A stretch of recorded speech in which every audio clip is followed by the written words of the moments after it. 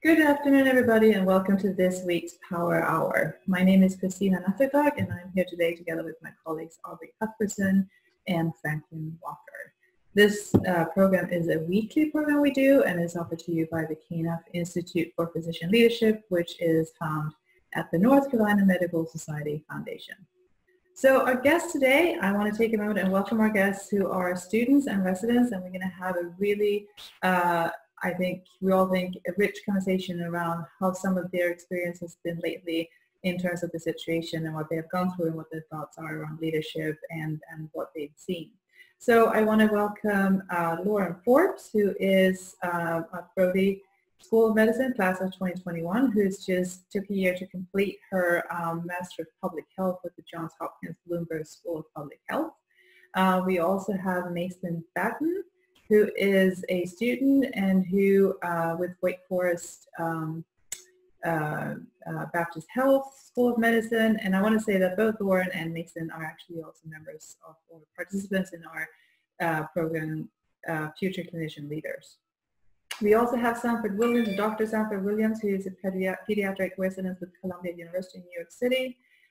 We also have Rachel Schanker join us, Dr. Rachel Schanker, who is an intern, has been an intern at Winthrop University Hospital, New York City. She is heading out to her residency at Duke and radiation oncology for July 2020, so in just a month's time. And then I also want to welcome Margot Wooster, who is Dr. Wooster, also a former student with Wake Forest and currently a resident in New York City as well. So we have a group that three of them has actually lived the situation in New York City and can tell us a lot about that. I want to ask you all in the audience, thank you for joining us.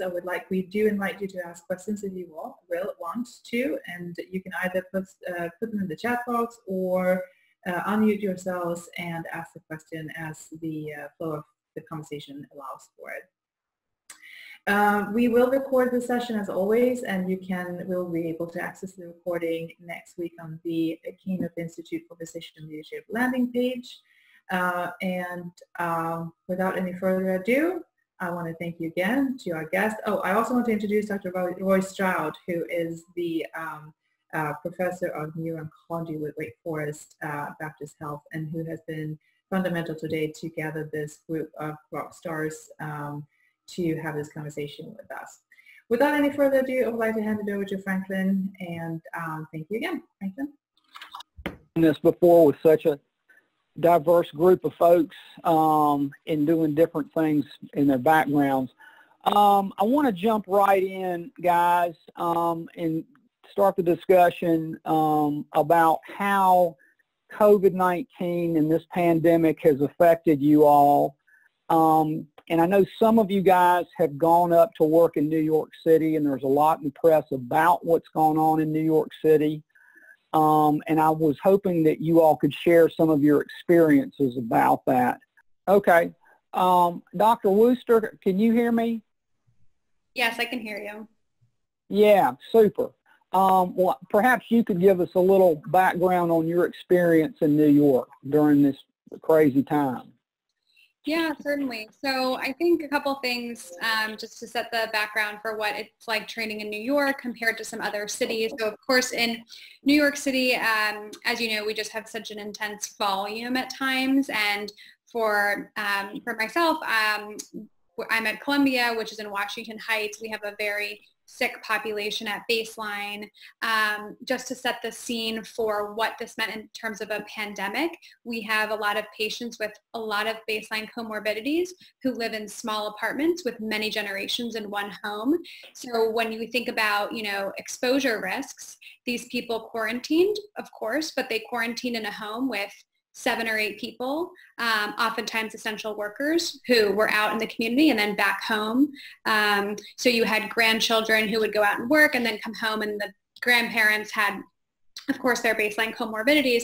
So you can understand why New York just in itself is really set up for disaster in terms of a pandemic. Also, of course, as we've heard about many times, the public transportation system and just the sheer density of the city. While our hospitals did a lot to prepare. Certainly we were one of the cities to get one of the fastest increases in cases. So we really were limited in time to prepare the hospitals.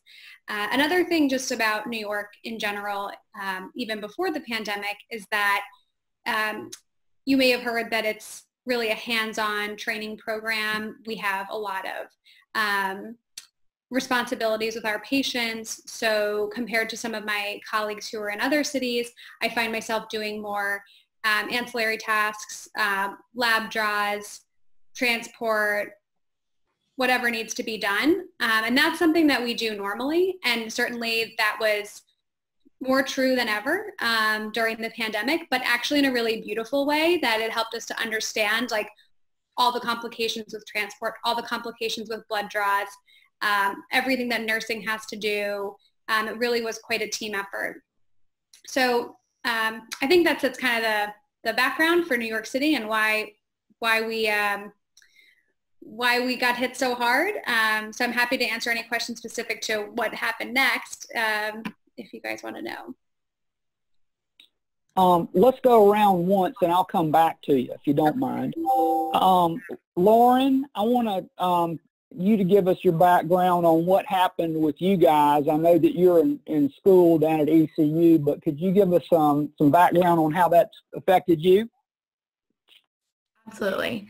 So I'm currently a fourth year at Brody, but between my third and fourth year, I took a year off to complete my Master of Public Health at Hopkins.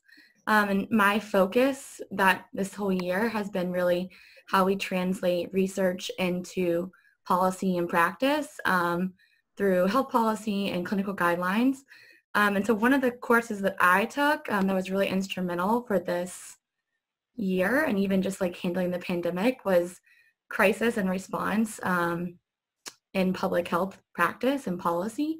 And so we really started looking at that course started, I think, like the third week of January. And so it was one of the first things, coronavirus emerging in Wuhan was one of the first things we talked about. It was just my professor came in and said, keep this on your radar. This will kind of be like a case study throughout the course. If it picks up, awesome. Maybe this will turn into a class about handling crisis on coronavirus. And if it doesn't, you won't hear about it. So needless to say, that course turned into a real-time effort about handling crisis as they're emerging on a global and national and local sphere. So I think, first of all, that was just beautiful. It was, unfortunate but beautiful to see that happen in real time and process, because we were really able to look at leaders internationally and nationally and kind of assess the theory that we were learning about communication strategies, about how we look at data and how we move that data into national policy practices. And we were able to look at that exactly through the lens of coronavirus. And then I think we saw that in practice when we came back and after, I think it was like mid-March, all of our courses moved to online only. All of our work since mid-March has been online, and Hopkins has continued that into the fall semester. And then from the medical school side of things, we are just now getting back into the clinical sphere. My classmates just started actually on last Monday. So medical students and the CRNA students at East Carolina are the first ones back in the clinical sphere. So that has been about a 10 to 12 week online only sphere of the medical school education too. Dr. Williams, I want to try to come back to you, please, sir. Can you hear me? Yep, can you guys hear me now? Yes, yes. I apologize for the technical difficulties. I think it's pretty fitting. If there's one thing that coronavirus has taught me, it's how to respond to the unexpected. But just a little bit of background on what it's been like for me. My name is Dr. Williams, Sanford Williams, honestly. I'm a first-year pediatric resident at Columbia University in Manhattan. We're uptown. And we were particularly affected by the coronavirus pandemic, as I'm sure Margot was able to share a little bit of. For me, it was pretty interesting because initially I was actually on vacation. When things started to really ramp up, it was my birthday, we get 2 2-week vacation blocks for the whole year. So I was incredibly excited. And I realized that, it wasn't going to look the way that I expected it to look when they started to tell us that we might end up taking care of adults and our floors and our hospitals might change.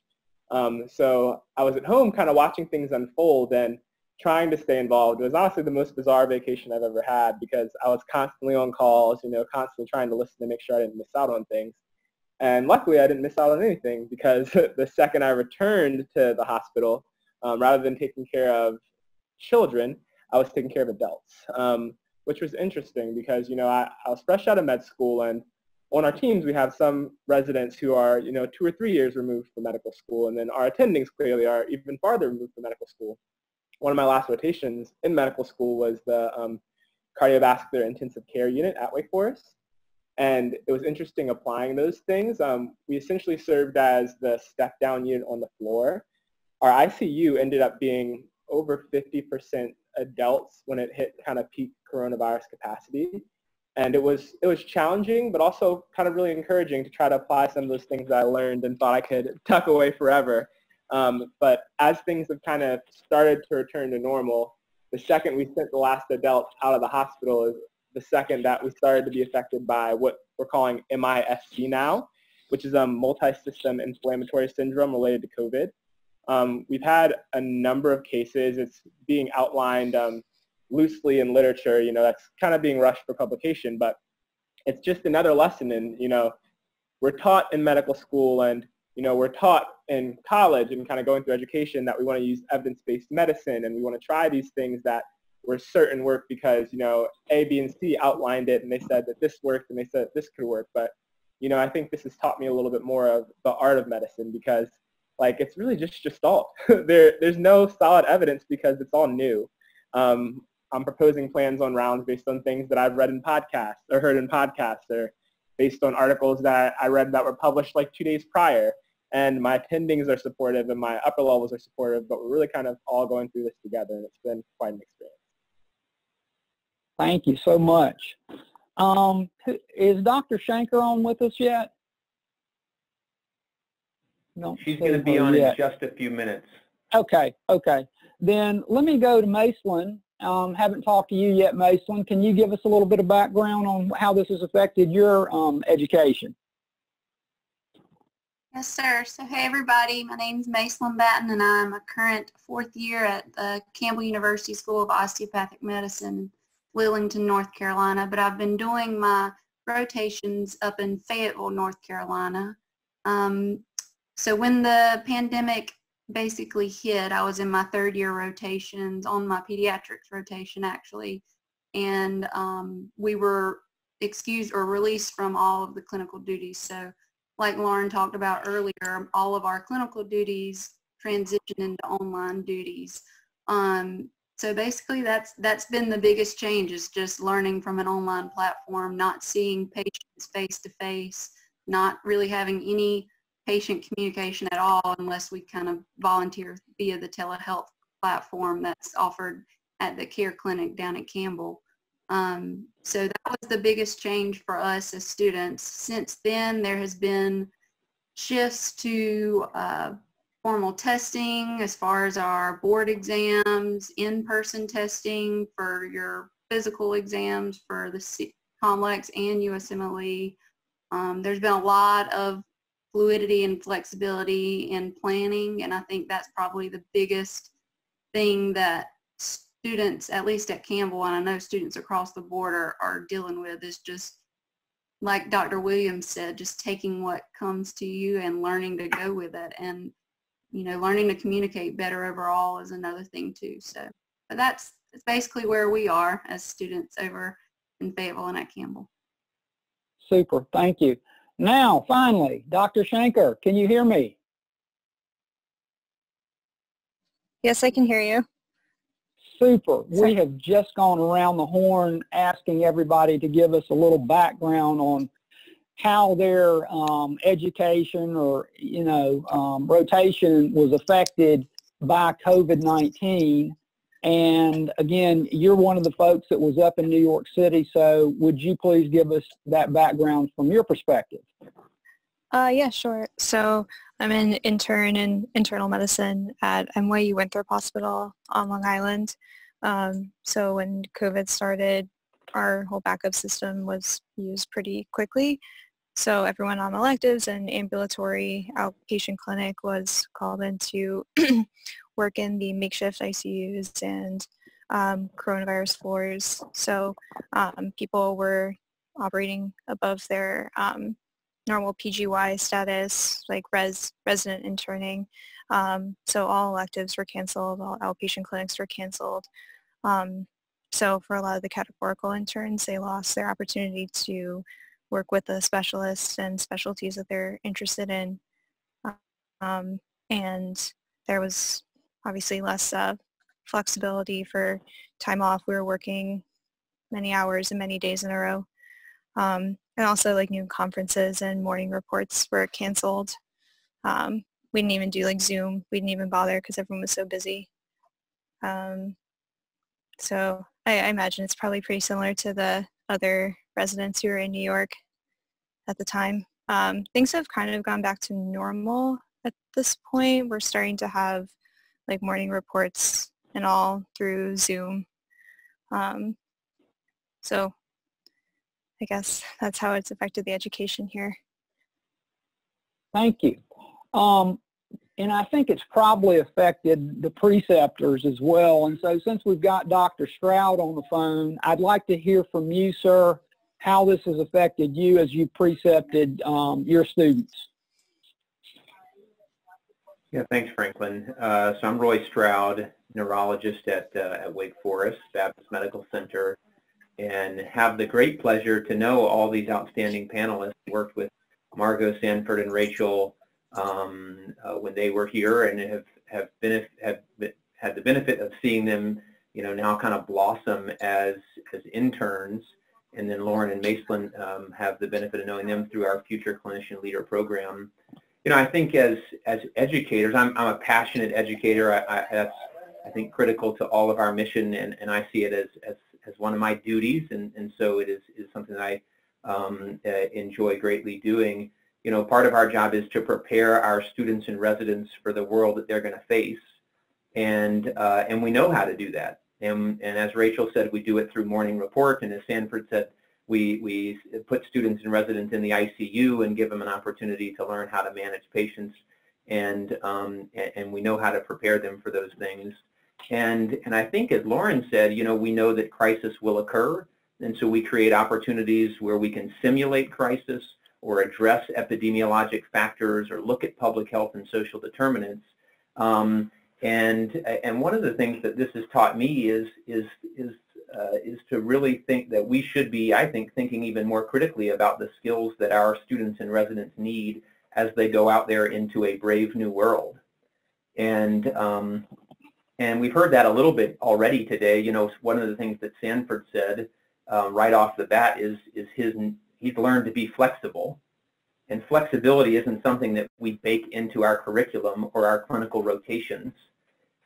Even though it's always there, I don't think of it as a skill that we need to assess and measure and see how our students and residents are doing learning to be flexible. Margot, I think it was you, Macelin, maybe it was you, who talked about communication and really having good open communication about how we train and how we see patients and when we take vacation and what happens when vacation gets canceled and what happens when we're not back to normal and then are back to normal. And communication is a critical skill that's in all of the competencies that we expect, but it tends to lag behind some of the learning of EKGs and how to listen to the heart and lungs and do a neurologic exam and those sorts of things. Some of what each of the panelists has said, and we've heard, I think, from some of our students and residents here, is you just got to jump in. And when patients aren't doing well, or when you're seeing that someone's not wearing a mask, or care is needed around the hospital, interns got to jump up and be residents. Margot, Rachel, I think that's some of what they said, and we all need to jump in. And pediatricians become adult practitioners because we're physicians first, and that's our job. And teaching students and residents and all of us to jump in, again, is not also something that we tend to think about as a critical curricular component. So I think as preceptors, the COVID crisis has really caused me, and I know many of us, to critically think about the skills that we expect students and residents to develop over the course of time. And of course, we're doing online learning, like Mason and Lauren talked about, and figuring out how to do Zoom morning reports and structure those into rotations. But I think what has been interesting to me is to think about the skills, the intangible skills, but critical skills that this crisis has brought to the forefront of what we should be teaching and training, and perhaps all of us should be learning. I mean, these are lifelong learning skills, and how are we also fine-tuning our trade as practitioners in these things as we go along. Thank you, sir. We're about 4.5 months into this pandemic, and I want to get you guys to chime in on how this may have changed your thinking about your plans moving forward. Due to your experience, is it going to change maybe your choice of specialty, fellowships in ID medicine, public health? Stanford, are you going to become a meds-peds doctor because of this experience? So that being the case, let's start with you, Sanford, if you don't mind, please, sir.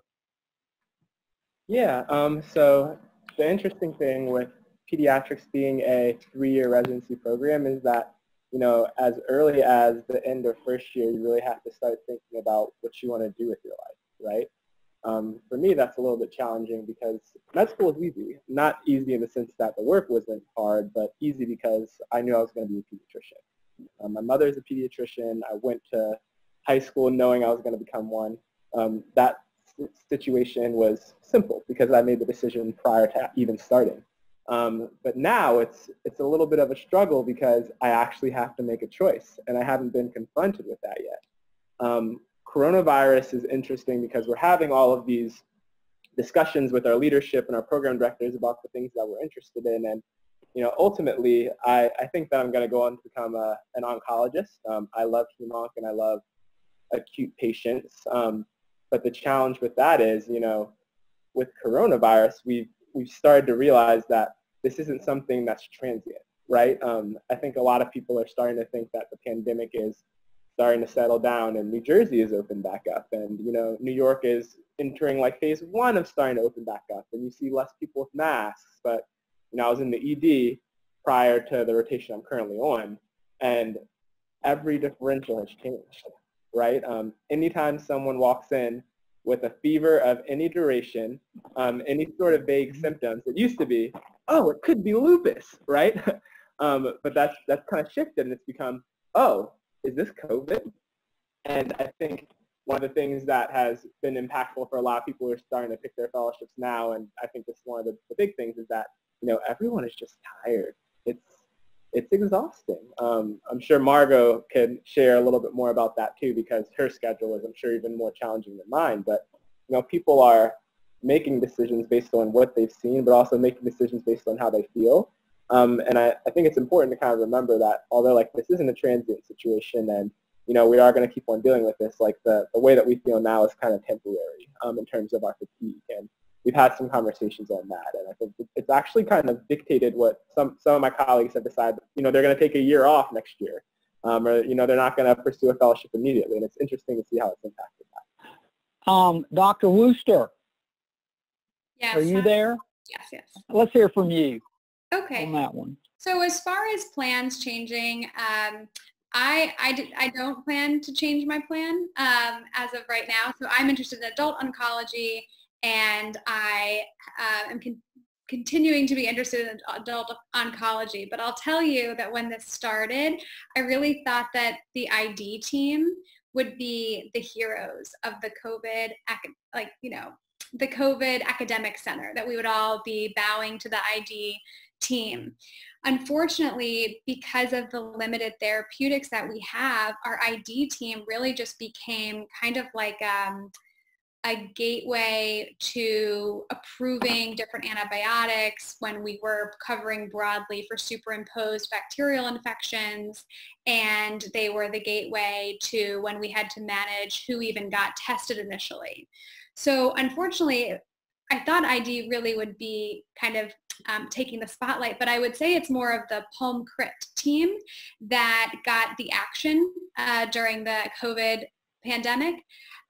So people, I was speaking with one of our Palm Crit attendings before 2 weeks ago, and he said that interestingly, he found that in talking to residents, it was very polarizing for them, the COVID experience in the ICUs, that they found that they either loved critical care or they knew they absolutely did not ever want to do critical care again, which I think is really unfair because we, for 2 months, treated 100% COVID patients. And in the ICU, we will hopefully never have 100% COVID patients again. So while I think that this certainly is going to change the trajectory of some people's career paths, I truly hope that we never are at this state again, that they would feel that they need to make a permanent change. Now, if they found that they loved critical care, then that's a wonderful thing to realize in this. But it's unfortunate if it deterred people from things like ID because they were frustrated by the lack of therapeutics, or MICU because they were frustrated by the lack of patients we were able to save. It's just unprecedented and hopefully never to happen again. But no, so no changes for me, but I know that it's certainly something that my colleagues are considering. So you're going to stay the course? Yes. Yes. Okay. Dr. Schanker, can you hear me? Yes, I can hear you. Okay. So can you tell us if this experience has made you want to rethink your plans? Okay. So I am actually moving to North Carolina in about a week and a half. I have 2 more shifts left in internal medicine. I don't plan on changing that. I will be going ahead with radiation oncology residency. But I know from my co-interns and some senior residents, they've realized how much they have loved the ICU from this, actually. A lot of people have volunteered to work in the ICU and the makeshift ICUs more because of this. And I'll echo a lot what Margot said. I think she said it really well. If this pandemic has helped people realize how much they love critical care or infectious disease, I think that's great. But I haven't really heard too many people saying that they've been deterred, if anything. And for me, in terms of my future plans, I think it'll be really interesting to see how our clinic is run going forward, since we switched a lot over to telemedicine. So I think my era in our PGY level in radiation oncology might change the structure of how it goes going forward. So I look forward to seeing how it changes or it doesn't change. Those are my personal future plans. Super, thank you. So I want to make sure that we get some input from our students. Lauren, are you there? Yes, yes. Okay. Tell us if this has affected your plans moving forward. I think that this has even reaffirmed what I want to do, which is good. But I'm really interested in high-risk and at-risk obstetrical care, in particular OB-CRIT care, and just looking at how we went about looking for, figuring out whether pregnant women were at a higher risk of severity or adverse outcomes, and like what the fetal and the neonate response was, and if that was different or similar to like MERS and SARS. I think that looking at that literature evolve and the outcomes kind of like repeatedly being tried against one another, and us taking like a wider and wider view as we get more patients and a bigger population to study. I really enjoy thinking through like the difference in physiology, the difference in birth outcomes. And then I really am passionate about representation and research. So whether that is based on pregnancy status, racial, gender differences, age differences. And I think we've seen just like how the NIH funds, how Congress appropriates, and how the NIH funds research, and then who's included in that. I think that's been really important to see that pregnant and lactating women are sometimes left out of those studies. And then, you know, we struggle to make decisions off that too. So I think it's reaffirmed me in the right direction. Gotcha. Macelyn, does this change the way you're looking at your future?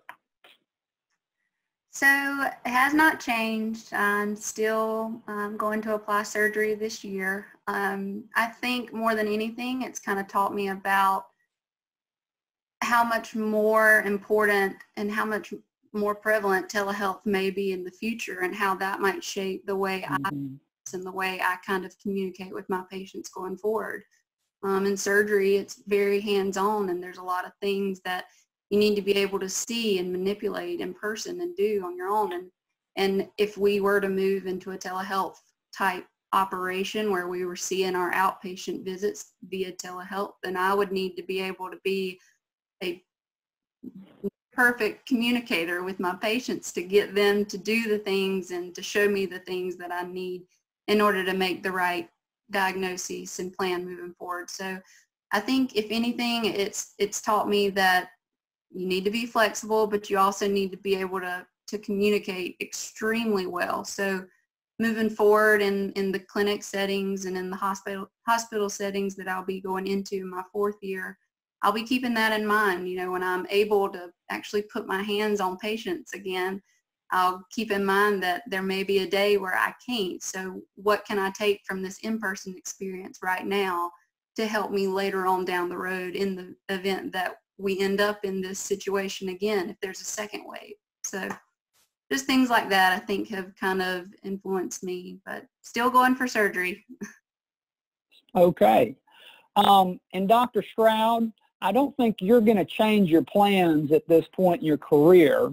However, again, you're precepting a lot of these younger folks, and maybe you've seen some of the effects of COVID-19, and they've voiced their desire to stay the course, or maybe they're expressing to you they want to change. Can you speak to that? Yeah, it's a great point. I don't know. I was with Margot. I was ready to change over to be an ID doc, but Okay. Stanford and Margot, you've convinced me to stay oncology. Good to know you're stay in the course. I guess I'll have to as well.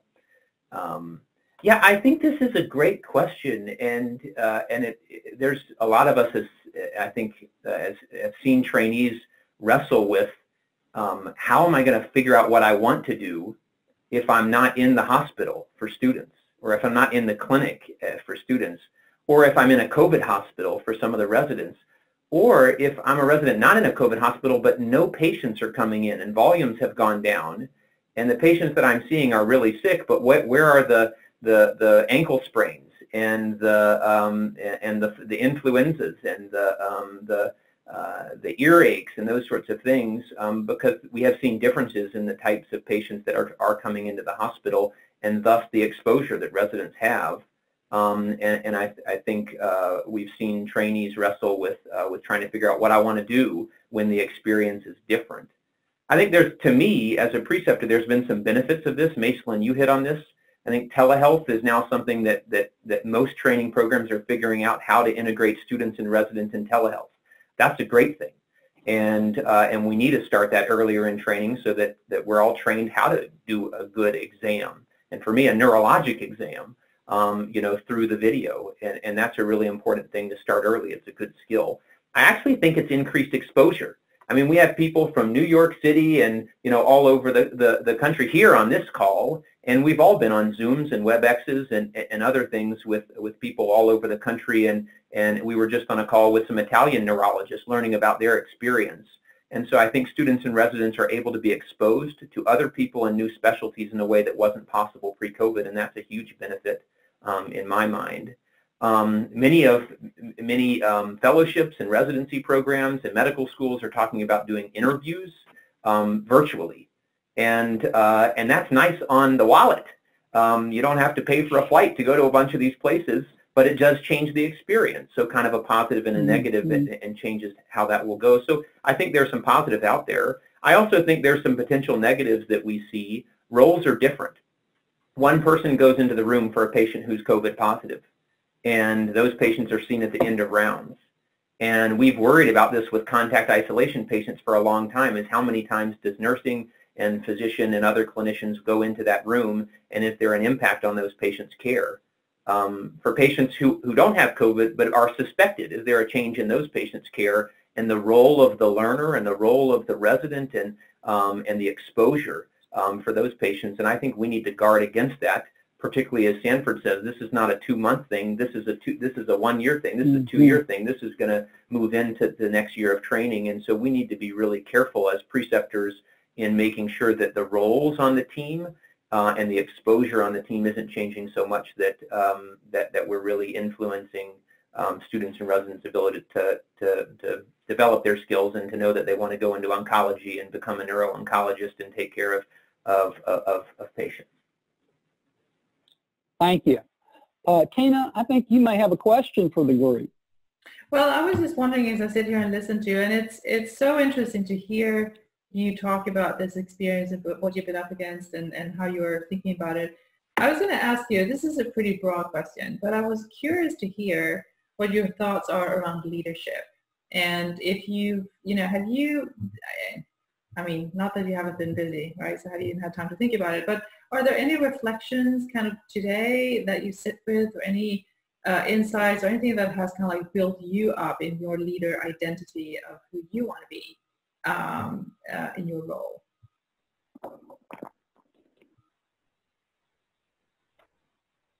And I'm probably going to volunteer one of our future clinician leader participants. So Lauren or Mason, do you want to take it back? Do you want to share what your thoughts are? Sure, I'll share. This has definitely been influential, this whole season of life. I'm fortunate enough to serve in a leadership role at Cape Fear Valley for the 3rd and 4th year medical students from Campbell.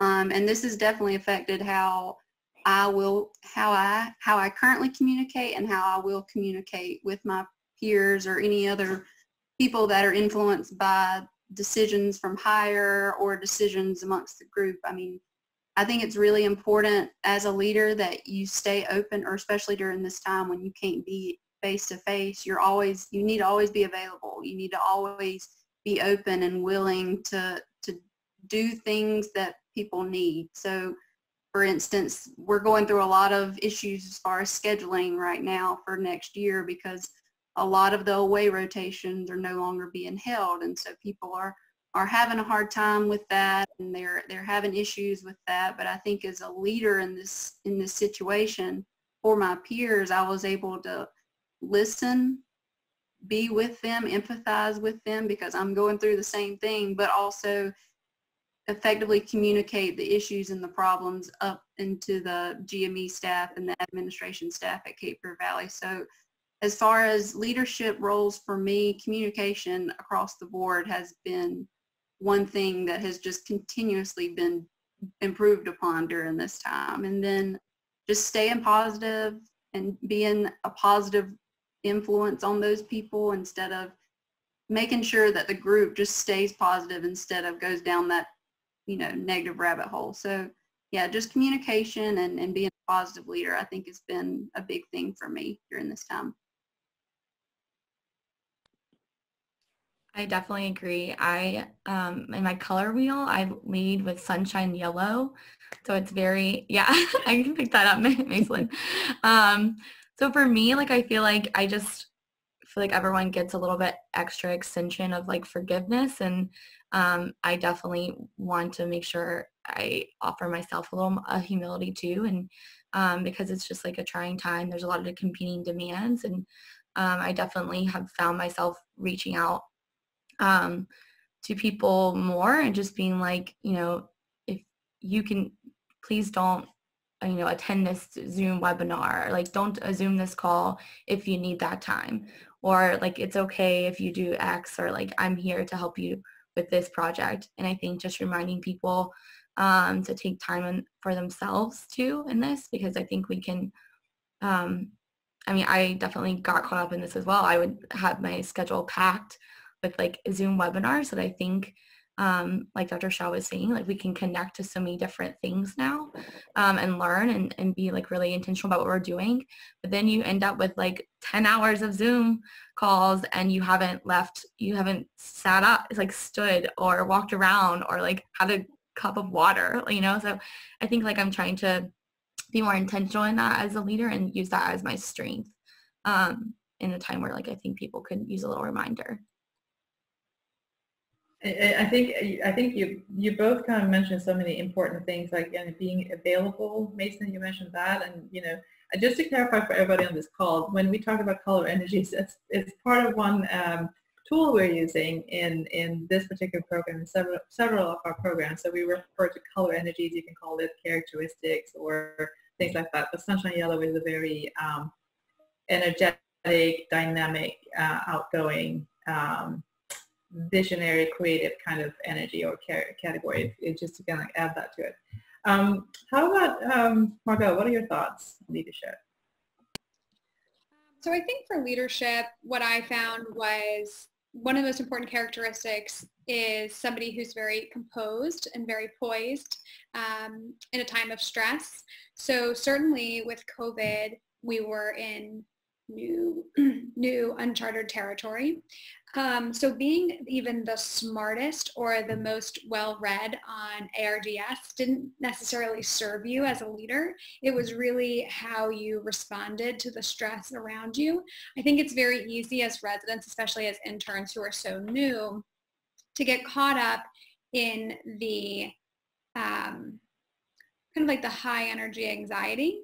But the key to a successful team is having people who can stay very calm and communicate and think very rationally, even if it's in just a matter of 30 seconds to a minute. So I think that that's a difficult skill to teach, but I think it's definitely a muscle that you can work in medical students as you expose them to increasing intensity of levels of care when they go to the ICU. So I think that really was my takeaway from my experiences with some of my most favorite upper levels. And just to keep in mind that really the residents were driving the ship during the COVID era. We had attendings who were just covering to help. And really it was our third year residents who were in charge of the units at times. And the composed and poised residents were always the best to work with and the most excellent leaders. And that can be hard too, right? As you're yourself maybe dealing with some anxiety or some high stress levels. So that's also a very important component. I want to piggyback up a little bit of what you're saying. You talked about teams, and someone else mentioned this before in the beginning as well, I think, when you're talking about yourselves. So I was going to ask Sanford and Rachel if you can talk to us about, leading teams. Do you think that has changed, or has it changed your thoughts around how you will lead a team? Would you do it differently?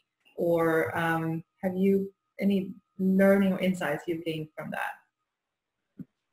Yeah, so the team dynamic for us was actually incredibly interesting because as things kind of peaked, New York Presbyterian is a really large hospital system. It encompasses 5 or 6 hospitals within the New York area.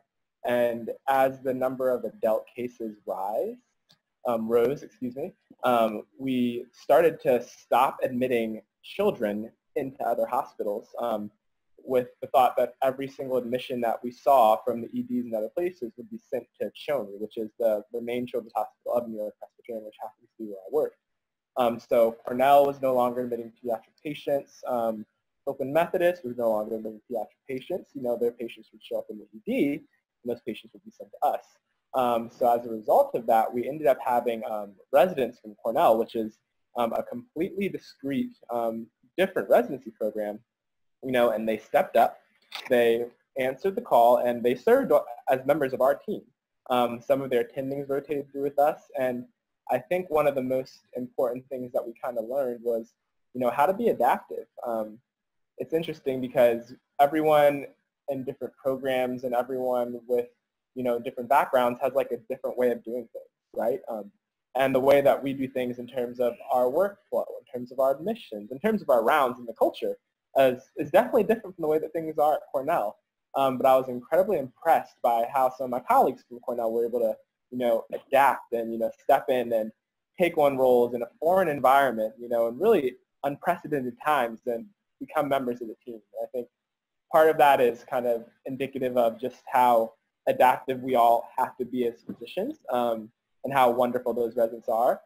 I think part of that is indicative of the fact that, by building a strong team that kind of bonds everyone together and gives everyone ground to speak and share and think, and educate and also learn, it's something that just transcends one university or transcends one program. And it was really cool to, work alongside people from different places and honestly make friends while doing so. So it's really interesting.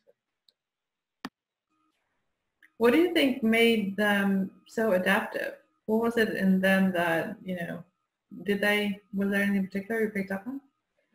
I think a lot of it just came from a desire to help. When you're driven by a core desire to improve things for others, it kind of allows you to change things a little bit more.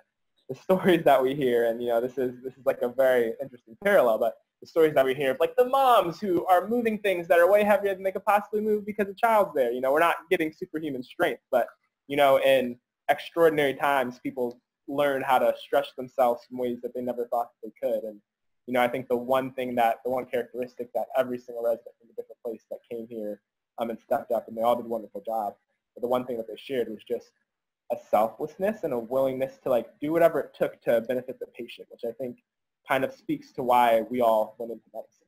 So it was awesome seeing that. It almost feels like everything, this is kind of like help revisit the core purpose, right, of your profession or your calling. Yeah. Rachel, do you have any thoughts around teams, and if you have any new insights on leading teams today? Any thoughts around that?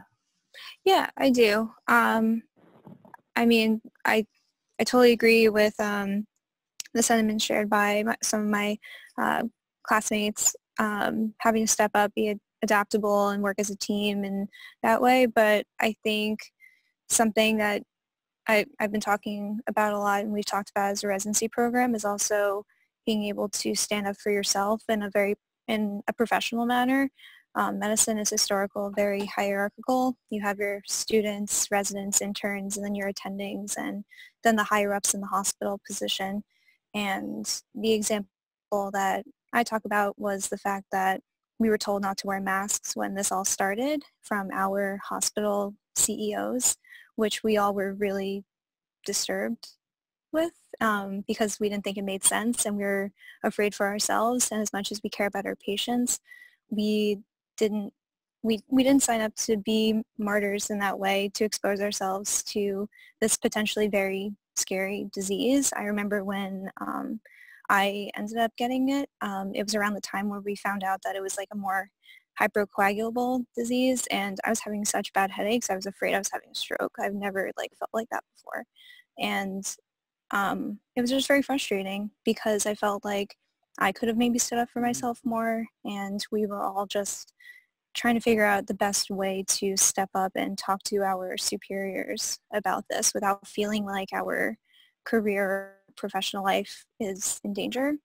So I think being a leader is important in moderating that kind of discussion in the most professional way you can. So I think something in medical education is to kind of start breaking down those barriers between your superiors in the hierarchy and teaching students the best way to approach these things. I think that's really important and something that could definitely be improved on in medical education in all levels, actually. So that's such an important piece you're mentioning, and I think it speaks a lot to the confidence you might have, and the strength of seeing what should I stand up for, what should I point out to. And I think we've heard stories around when there's been groups that are calling attention to that, something that maybe the decision from the top wasn't necessarily the right one to do. I think future leaders, this learning is awesome in terms of involving, and I think you mentioned that throughout, being accessible, being open, communication, and really listen to everybody. And I think, you know, the top leaders that we see that have that and that listen to everybody, I think are the ones that are the most successful. I'm going to hand it back to Franklin. Thank you so much. Okay, thanks, Tina. Okay, we're approaching the top of the hour, but I do want to ask maybe one or two more questions. So let's look toward the future in this fall. And so I want to start with Dr. Stroud, and perhaps you can speak to where we are now. We're on lockdown, we're using telemedicine, we're using Zoom. What has your institution, what are you guys planning to change potentially in the fall? Are you bringing back people for in-person clinical rotations? What's going on in your institution? Yeah, thanks, Franklin. I may answer Tina's question just quickly, and then I'll also try to get back to what you're going to change. I think everyone, one of you on the panel really brought up some really neat points in leadership. There's two things I've been thinking about that you all, I think, already said, and so I may just repeat it. But to me, I think this crisis has really taught us and me two really important leadership principles. One is bottom-up leadership. And Sanford, you said this, right? You're using a paper from 2 days ago to manage the patient in front of you. That's just not something that we're going to teach you. You have got to be the leader at the bedside with the knowledge that you have. Margot, I think you said this as well, where the interns and the residents are managing these patients and are closest.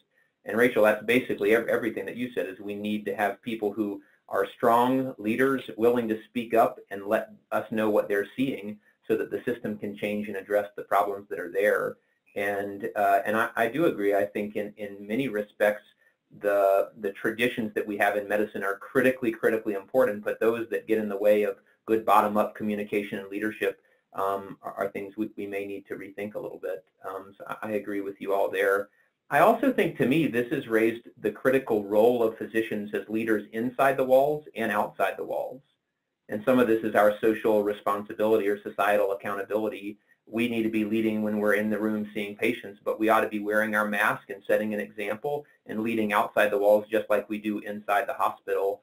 And that's true, I think, all the way from the bottom to the top. And we all have the responsibility to lead as a healthcare team. And I think we see this now more than we ever have, is that the small actions that we all take every day have big consequences to how society views healthcare and what we're doing for the public health. And to me, it's something I try to remember every day is my role is not just when I walk into the hospital, but it may even start when I step out the door. But the question I think you asked, Franklin, was what are we going to change, you know, in the fall? And God, we're not changing day to day, but I still feel like things are changing week to week and month to month, and it's really hard to predict. I do think that there are lasting changes that we're going to see into the fall with the way we interview students, residents, and fellows who are coming in. And all of our interviews here will be virtual, and there may be some second looks that would be in person, but those things are happening virtually. Away rotations, which many students do to figure out what they're going to do for residency, aren't happening. And many specialties are looking at unique opportunities to create some virtual away rotations and ability to see other hospitals and hospital systems and figure out what they want to do, and then also to show up well and to get into those specialty areas, particularly those that are extremely competitive. And we're seeing certain specialties create ways for students to do that. And those are tangible changes that could actually stay. We just finished our interview cycle for neuro-oncology, and our fellows loved having virtual interviews.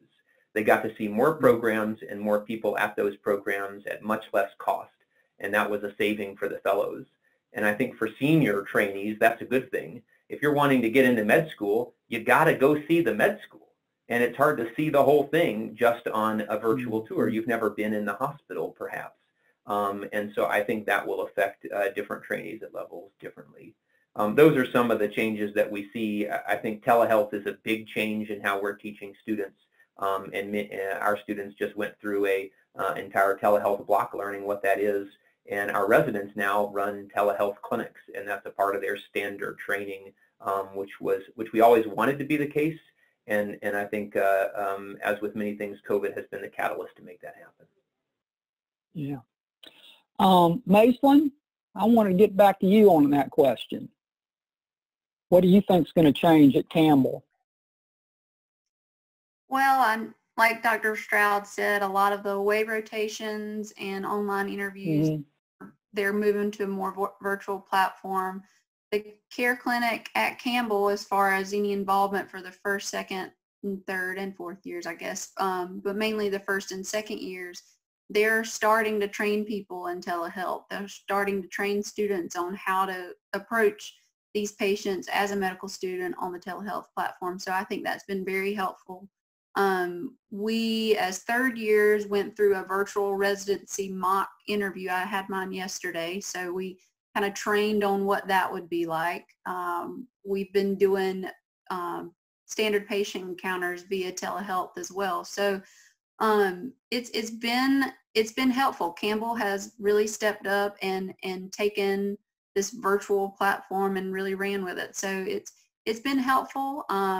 But yeah, I think the biggest concern for incoming fourth years like myself and Lauren right now are just the not having away rotations, not getting that experience, not just trying to be flexible with that and using creativity and kind of other ways to form relationships in these institutions instead of, being able to be there in person. Thanks. Sanford, one last time, let's talk about what Columbia is going to be doing up there, in your opinion, this fall. Yeah, so I think the most notable thing that we've discussed as a program kind of piggybacks off of what Dr. Stroud said, but it's really residency interviews, right? So my initial discussion with my program director, because I hope to be involved in recruiting in a larger capacity this upcoming year, I initially was a little bit upset because, I love the thought of, meeting people and organizing events for them to get to know us better as residents and, touring them to the hospital and giving them opportunities to see things and see the way we run through things. My program director raised a really good point, and he basically said that one of the barriers that we've had in the past in terms of people interviewing at New York and interviewing at Columbia specifically was just the cost. It's expensive. It's expensive to get to New York City. It's expensive to stay there for a night or two. It's expensive to navigate the city and get transportation.